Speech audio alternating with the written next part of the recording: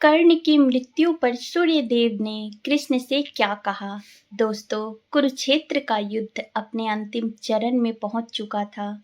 धरती रक्त से लाल हो चुकी थी। असंख्य योद्धा काल के मुख में समा चुके थे और अब वह क्षण सामने था जिसका इंतजार देवता, ऋषि और स्वयं समय भी कर रहा था।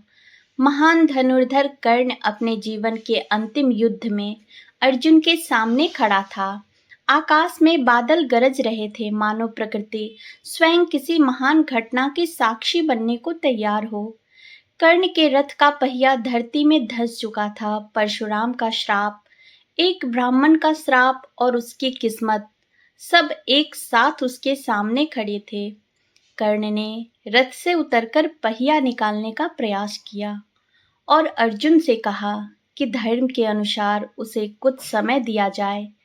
लेकिन कृष्ण जानते थे कि यह केवल एक योद्धा नहीं, बल्कि युगों से चल रहे अधर्म और धर्म के संघर्ष का निर्णायक क्षण था। उन्होंने अर्जुन को स्मरण कराया कि यही कर्ण था जिसने द्रौपदी के अपमान पर मौन नहीं बल्कि उसका समर्थन किया था। यही कर्ण था जिसने अभिमन्यु को घेर कर मारने वालों का साथ दिया था। कृष्ण के शब्द सुनकर अर्जुन ने गांडीव उठाया और दिव्य अस्त्र छोड़ा। अगले ही पल वह बाण कर्ण के वक्षस्थल को भेदता हुआ निकल गया। दोस्तों, महान दानवीर कर्ण धीरे धीरे भूमि पर गिर पड़ा। उसकी आंखों में न क्रोध था न भय, केवल एक अद्भुत शांति थी। जैसे ही उसका शरीर धरती पर गिरा, आकाश में एक दिव्य प्रकाश फैल गया। देवताओं ने पुष्प वर्षा करनी शुरू कर दी। उस क्षण कर्ण के शरीर से एक तेजस्वी ज्योति निकली और आकाश की ओर बढ़ने लगी। यह दृश्य देखकर वहां उपस्थित सभी लोग आश्चर्यचकित रह गए। अर्जुन भी उस दिव्य प्रकाश को देखकर स्तब्ध था। तभी आकाश में सूर्य पहले से अधिक प्रखर हो उठा। उसकी किरणें पूरे युद्ध क्षेत्र को स्वर्णिम प्रकाश से भरने लगी। देवताओं ने समझ लिया कि सूर्यदेव स्वयं अपने पुत्र को लेने आए हैं। कहा जाता है कि उसी समय सूर्यदेव प्रकट हुए। उनका तेज प्रचंड था कि साधारण मनुष्य उनकी ओर देख भी नहीं सकता था। उन्होंने अपने पुत्र कर्ण की आत्मा को देखा और उसकी आंखों में गर्व और करुणा दोनों दिखाई दिए।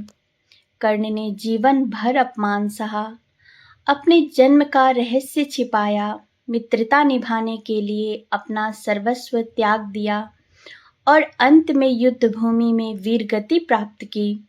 सूर्यदेव ने उसकी ओर प्रेम से देखा और फिर उनकी दृष्टि कृष्ण पर पड़ी।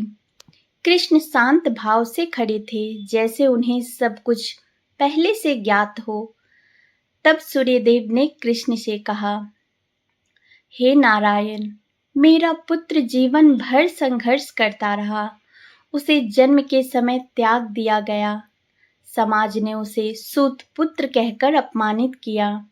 उसके गुरु ने उसे श्राप दिया। उसकी माता ने उसको अपना नाम नहीं दिया और अंत में उसे अपने ही भाइयों के विरुद्ध युद्ध करना पड़ा। फिर भी उसने कभी दान देना नहीं छोड़ा, कभी मित्रता का धर्म नहीं छोड़ा। बताइए, मेरे पुत्र को इतना कष्ट क्यों मिला? कृष्ण मुस्कुराए। उनकी मुस्कान में करुणा और गहन ज्ञान दोनों समाये हुए थे। उन्होंने कहा, हे सूर्यदेव, संसार केवल वर्तमान जन्म का परिणाम नहीं है। प्रत्येक आत्मा अपने कर्मों के अनुसार जीवन का मार्ग प्राप्त करती है। कर्ण महान था, दानवीर था, वीर था, लेकिन उसने अपने जीवन में कुछ ऐसे निर्णय भी लिए जो उसे इस परिणाम तक लेकर आए। उसने अधर्म का साथ नहीं छोड़ा, जबकि वह जानता था दुर्योधन का मार्ग गलत है। धर्म और अधर्म के युद्ध में केवल महान गुण पर्याप्त नहीं होते, सही पक्ष का चुनाव भी आवश्यक होता है। सूर्यदेव ने उत्तर दिया, हे माधव, क्या उसके त्याग और दान का कोई मूल्य नहीं था? कृष्ण बोले, उसके प्रत्येक दान का मूल्य था। इसी कारण आज समस्त देवता उसका सम्मान कर रहे हैं। संसार उसे दानवीर कर्ण के नाम से याद करेगा। उसका यश युगों तक अमर रहेगा। लेकिन धर्म का न्याय निष्पक्ष होता है। जो व्यक्ति अधर्म का साथ देता है, उसे उसके परिणाम भी भुगतने पड़ते हैं। फिर भी कर्ण की महानता इतनी विशाल थी कि मृत्यु के बाद उसे वह सम्मान प्राप्त होगा जो बहुत कम योद्धाओं को मिलता है। कृष्ण के शब्द सुनकर सूर्यदेव कुछ क्षण मौन रहे। फिर उन्होंने कहा, हे वासुदेव, आज मैं समझ गया कि आप केवल युद्ध नहीं करा रहे थे, आप युगों के संतुलन को स्थापित कर रहे थे। मेरा पुत्र भले ही हार गया हो, लेकिन उसका तेज कभी नष्ट नहीं होगा। कृष्ण ने उत्तर दिया, हे सूर्यदेव, कर्ण पराजित नहीं हुआ है। जिसने जीवन भर अपमान सहकर भी दान और साहस का मार्ग नहीं छोड़ा, वह वास्तव में कभी नहीं हारता। आज उसका शरीर गिरा है, लेकिन उसका नाम अमर हो गया है।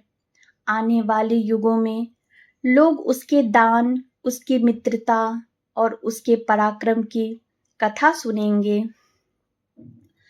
इतना सुनते ही सूर्यदेव की आंखों में संतोष झलक उठा। उन्होंने अपने पुत्र की आत्मा को अपने दिव्य प्रकाश में समाहित किया। पूरे आकाश में अद्भुत प्रकाश फैल गया। देवताओं ने पुनः पुष्प वर्षा की और ऋषियों ने कर्ण की महिमा का गुणगान किया। कर्ण की आत्मा धीरे धीरे दिव्य लोकों की ओर बढ़ गई। युद्ध भूमि में खड़े योद्धा उस दृश्य को देखकर स्तब्ध थे। अर्जुन के मन में भी पहली बार अपने सबसे बड़े प्रतिद्वंदी के लिए गहरा सम्मान जाग उठा। कहा जाता है कि उस दिन कृष्ण ने अर्जुन से कहा था, पार्थ, संसार में कर्ण जैसा दानी दूसरा कोई नहीं हुआ। यदि उसने धर्म का साथ चुना होता तो शायद इतिहास कुछ और होता, लेकिन उसकी महानता को कभी मत भूलना। अर्जुन ने सिर झुकाकर कर्ण को प्रणाम किया। सूर्य अस्त होने लगा, लेकिन ऐसा लग रहा था मानो उसकी किरणों में आज भी कर्ण का तेज चमक रहा हो। और इसी कारण आज भी जब महाभारत के सबसे महान योद्धाओं की चर्चा होती है, तो कर्ण का नाम सबसे सम्मान के साथ लिया जाता है। वह केवल एक योद्धा नहीं था, वह त्याग, दान, मित्रता और संघर्ष का ऐसा प्रतीक था जिसकी कथा युगों तक सुनाई जाती रहेगी। उसकी मृत्यु हुई, लेकिन उसका गौरव अमर हो गया।